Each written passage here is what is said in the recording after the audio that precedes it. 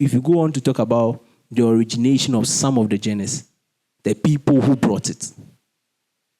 That is why actually I want you to go in some of the technical aspects. Okay. So that they know that you know what you are talking about, and they must be very wary. Just a few of them that will really buttress the fact that these songs are not for us. All right. So let's go. Let's do a little bit of history. You know, most of the genres were created by people who service certain authors. Now, Afrobeat, Afrobeats. You know the person who brought it, the main man who brought it. He said that Christianity and Islam, he doesn't have anything to do with it. Now, this is a very person that Nigerians hold in high esteem, and you know, he's a legend to them, a legend to all Nigerians. Someone who really did a lot of things during the military regime, right? But the fact, every man has his own weakness. Now, this person does not stand for your faith. And so why should I be really patronizing your songs? You know, that type of songs. The genre itself was birthed from a place that is not in your faith. If you go to even Amapiano, which is a new sound, I think everybody can relate to it. Amapiano was birthed in 2014, where it was birthed on the streets of South Africa. And then it was made popular, I think, in 2017. It was birthed on the streets, you know, in these clubs and all these things, where they were using log drums, and the producers started slowing down. I think a certain genre, they were slowing, they were testing it, and then it was birthed from the streets. Right? And so it was not birthed from the church. And this is one aspect that Christians are not doing well. We are not birthing our own sounds. We are even bringing these sounds into our church. Yeah, we have Afro gospel. Yes, we are bringing it into our church. We are bringing these sounds into our church. And then we'll go back to the Reformation era to back ourselves with what Martin Luther did. You know, most of the hymns that is sung in churches, you know, they were picked from taverns, what we call pubs, you know, some of the Jama songs at that places. And then Martin Luther had to sit down and rephrase them.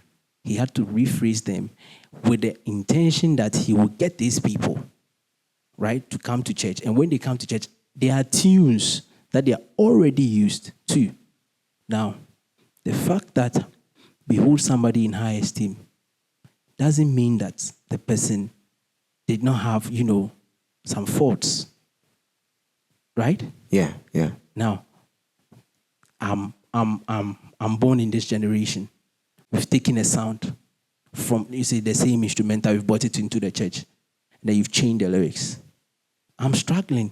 You know, the fact that we are making is that, you know, I'm struggling with these things. You know, I'm struggling with these songs. I'm trying to leave it. And I come and hear the same instrumental being played.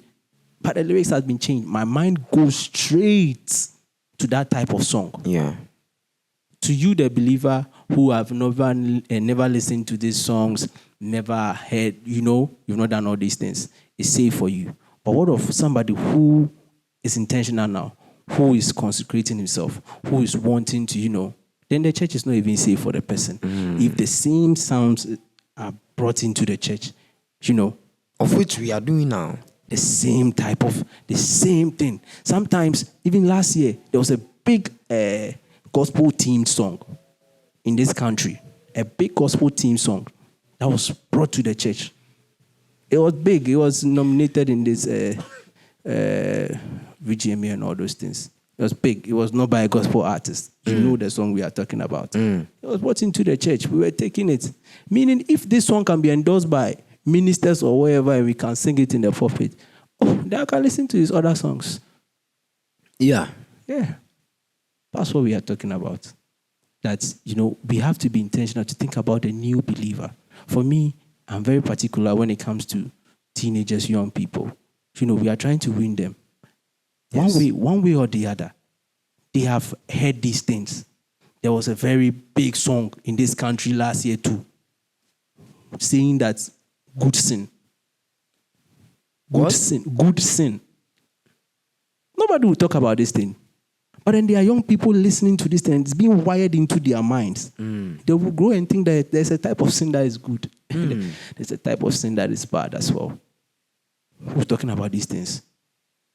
Now, we are not trying to bring your business down or anything, but we are being careful about the souls that we are bringing into the kingdom. If we brought this soul into the kingdom and then you've taken a microphone, you are standing on a platform and then you can endorse any secular artist. You can endorse things that they have been struggling with, then you are not helping.